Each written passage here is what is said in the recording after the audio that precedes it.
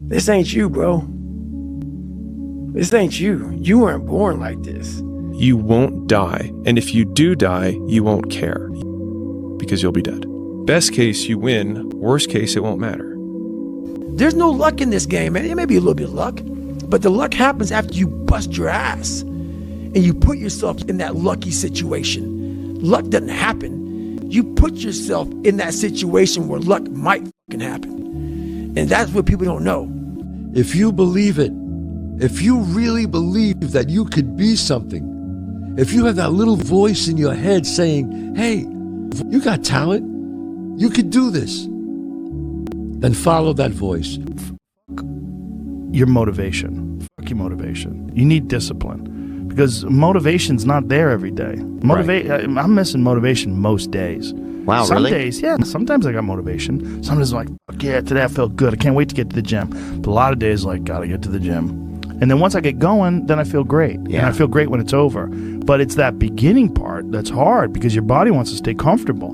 Your body will trick you. Like, man, today you should take the day off, Theo. You don't feel good. Theo, what did you get, like 6 hours sleep last night? That's not enough. It's so easy to be great nowadays, my friend, because most people are weak. Most people don't want to go to that extra mile. Most people don't want to find that extra because it sucks. It's miserable. It's lonely.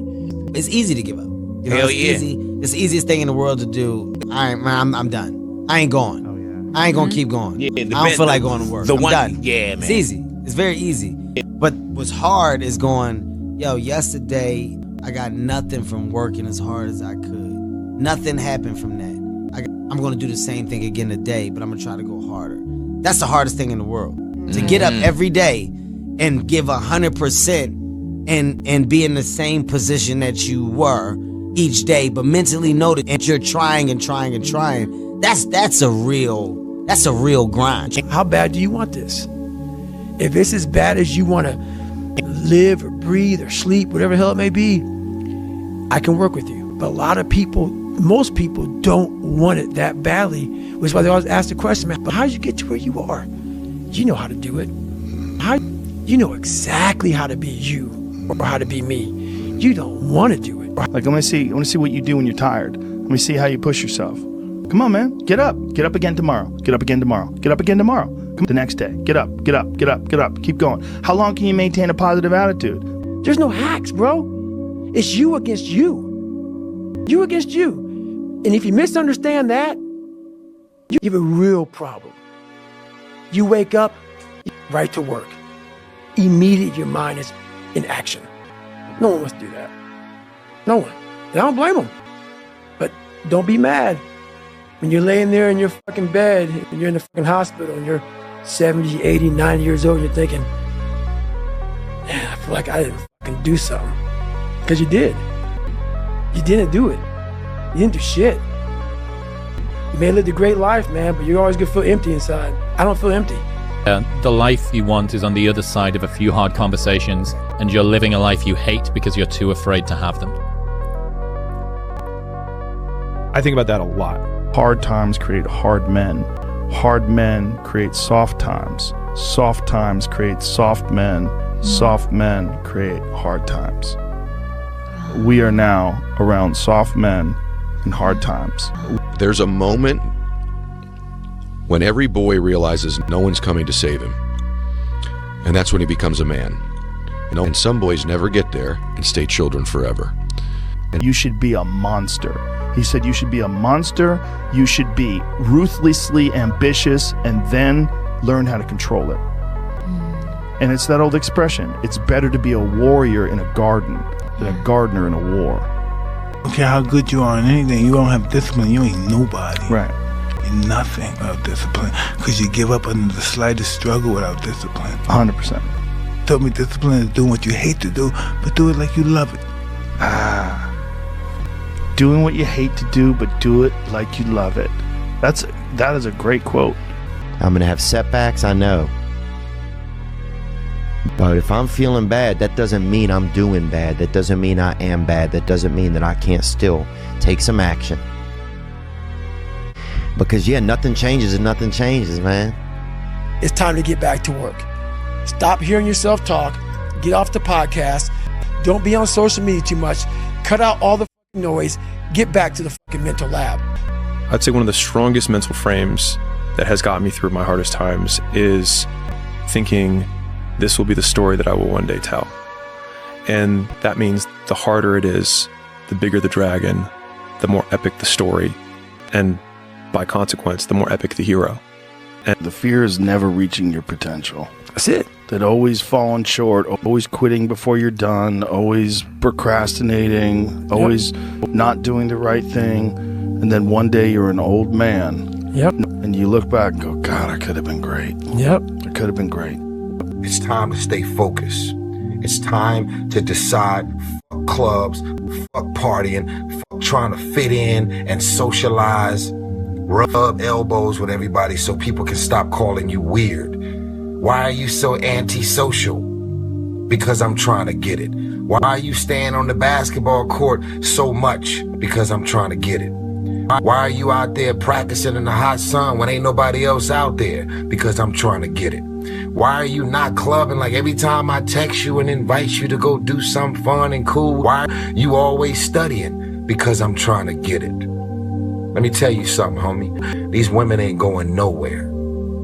These clubs, these parties, all this shit ain't going nowhere.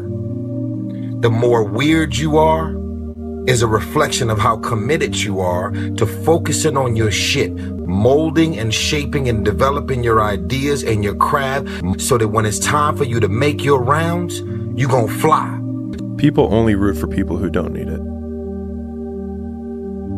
Like the amount of times when I was on my lonely path where I was too different from the friends that I had, but not successful enough to be friends with the people that I wanted to be friends with.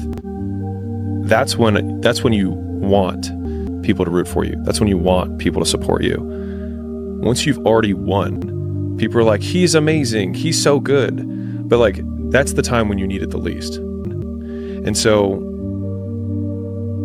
you always have to be the person who roots for you before everyone else does. And it's usually a single clap in the auditorium for a very long period of time. It is a slow clap that's just you rooting for you. And that visual, I think, is one that you can kind of take because it is. People struggle to do things alone. And the path of the exceptional person is one of an exception, which means that you are not with other people. And rather than fighting that or bemoaning it, see it as an indicator that you're on the right path. Because if everyone else were cheering you on, then it means you're not in the right place, because it means you're just like everyone else, and that's not where you want to be. Life isn't fair at all. At all.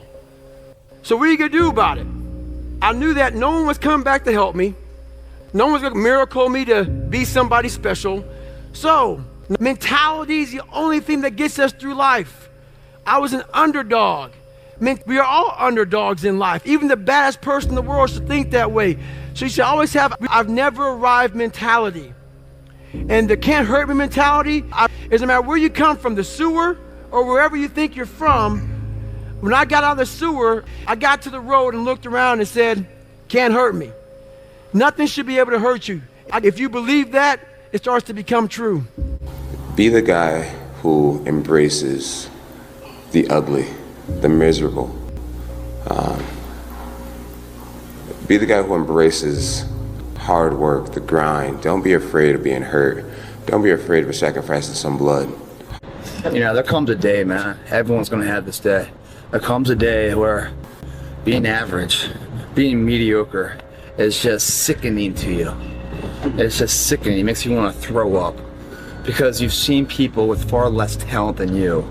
As you're growing up with them, their childhood buddies, whatever else, they didn't have what you had. Yet now they're fucking to become something that you haven't. There comes that day. It's either when you're young, you know, and it strikes you on the baseball field because you're sick of striking out, or it's when you get fired from your 5th job, you know, and your wife and kids are on your ass because you don't know how to support them anymore. There comes a fucking day where push comes to shove. Where being mediocre, being like average and shit just fucking burns and sucks so much. Where you can't deal with it one more day and you get off your ass and you create something that's always been there. It's always been inside of you trying to come out. But you've never wanted to unwrap it because it's too much fucking pain and commitment. I'm a big fan of power follows the blame finger. So like wherever you point the blame finger is where the power follows. And so it's like if you point it at the government has the power. So if you point it at your spouse and say like it's their fault that I'm not in shape, it's their fault. If you point they never let me do anything, it's like, well, you're giving them all the power. And so it's like until you're like it's my fault, it also becomes my responsibility.